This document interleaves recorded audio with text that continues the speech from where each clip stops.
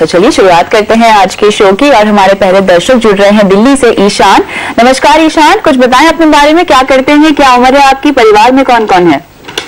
नमस्कार, मेरी उम्र है 26 और अभी मैं एक कॉन्टैक्ट सेंटर में जॉब करता हूँ। ठीक है। मेरी फैमिली में है मेरे मम्मी पापा और भाई बहन।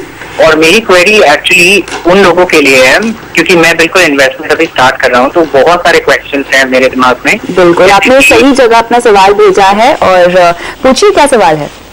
सबसे पहले तो इन्वेस्टमेंट फील्ड में एंटर करने के लिए केवाईसी फॉर्म या डीमैट अकाउंट कौन सा आप सजेस्ट करेंगे? दूसरी बात कि मुझे अग्रेसिवली अपना एक पोर्टफोलियो बनाना है अगले 20 से 25 साल के लिए, जिसमें मैंने आपके शो के हिसाब से ऑब्वियसली इतना अंडरस्टैंड किया है कि अगर इक्विटी फंड में मैं इन्वेस्ट करता हूँ अभी और थोड़े बहुत मेरे डेट के इन्वेस्टमेंट्स हैं, तो आई थिंक 20-25 ईयर्स में मैं एक अच्छा कॉर्पोरेट अपने लिए अरेंज कर सकता हूँ।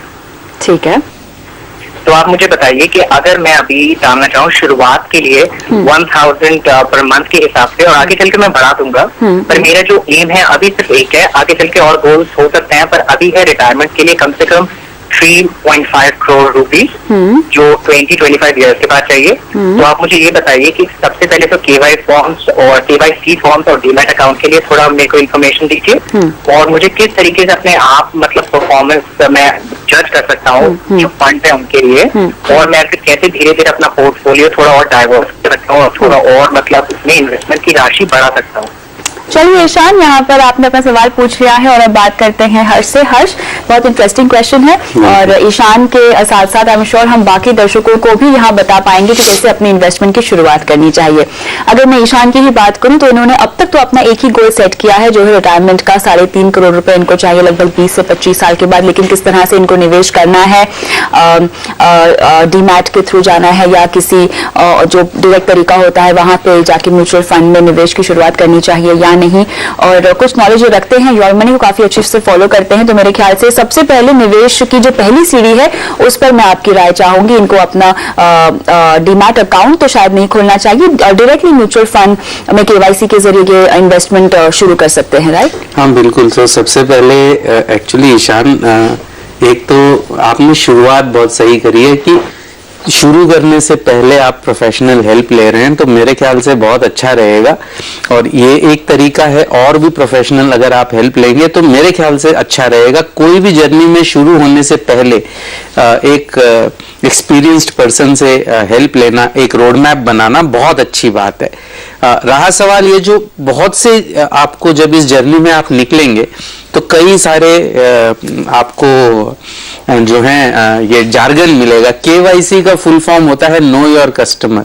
वो आपको कोई भी फाइनेंशियल प्रोडक्ट आपको खरीदना है, म्यूचुअल फंड खरीदना है, शेयर्स खरीदना है, इंश्योरेंस अगर आपको लेनी है, कोई भी प्रोडक्ट में आपको केवाईसी के डॉक्यूमेंट्स देने होते हैं। और बहुत ही सिंपल है, केवाईसी के डॉक्यूमेंट्स यानी आप कौन है इसका प्रूफ, तो और आप कहाँ रहते हैं इसका प्रूफ। बेसिकली ये दो चीजों का प्रूफ आपको देना होता है। कई डॉक्यूमेंट से हो सकता है, पासपोर्ट है, वोटर आईडी कार्ड है, आपका पैन कार्ड है, और कई तरीके की लिस्ट होती है, और जो आधार कार्ड है।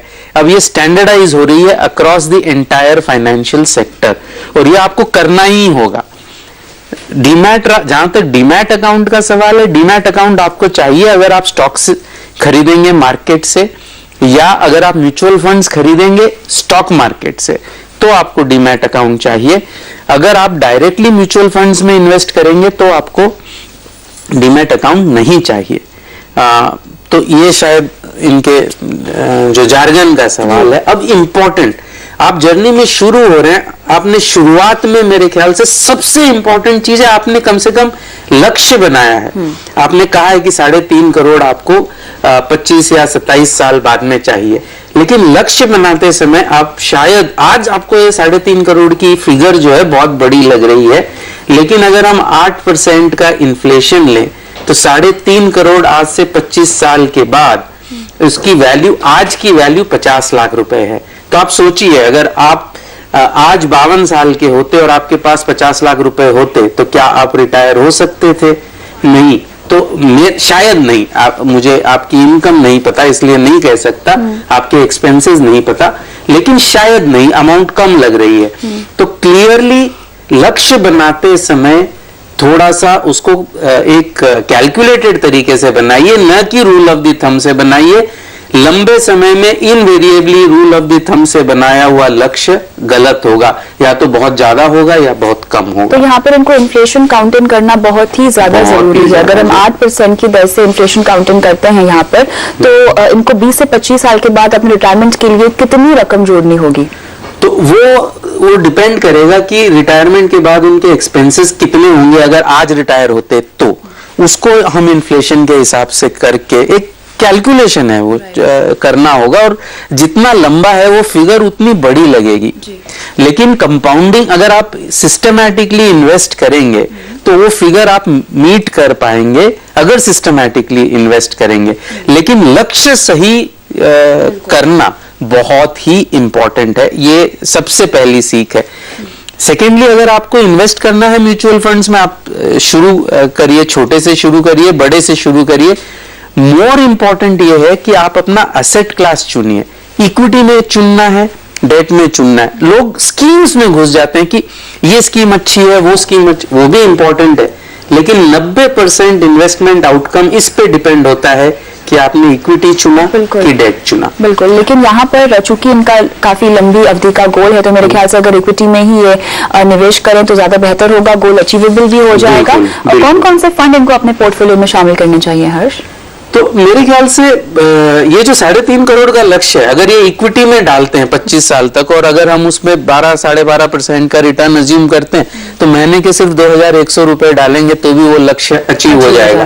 वो लक्ष्य सही है कि नहीं, वो हमने ऑलरेडी देख लिया कि छोटा लगता है। तो क्लियरली इक्विटी फंड्स में डालना चाहिए। स्कीम्स नहीं समझ में आती हैं तो मेरे ख्याल से इंडेक्स फंड में डाल सकते हैं, बिकॉज वो रिस्क फ्री है। बिल्कुल। या आप जैसे मनी कंट्रोल की वेबसाइट है, उसमें आप टॉप क्वार्टाइल की कोई भी स्कीम चुन लें जी। अगर स्पेसिफिक स्कीम्स की बात करें तो ऐसे प्रू फोकस ब्लू चिप है, यूटीआई अपॉर्चुनिटीज फंड है, आईडीएफसी प्रीमियर इक्विटी, ये डिपेंड करता है आपकी नीड्स पर। लेकिन इक्विटी चुनना और सिस्टमैटिकली इन्वेस्ट करना और डिसिप्लिन तरीके से इन्वेस्ट करना जरूरी है। चलिए ईशान, तो जल्द से जल्द अपने निवेश की शुरुआत कीजिए, और बाकी आप अपने फंड्स जो भी आप सिलेक्ट करें उनको लगातार ट्रैक करें, उनकी परफॉर्मेंस को ट्रैक करें। ये आप moneycontrol.com पर जाकर भी देख सकते हैं। उम्मीद करते हैं कि आपको अपने सवाल का जवाब मिल गया होगा। आगे बढ़ते हैं और लेते हैं अगला सवाल।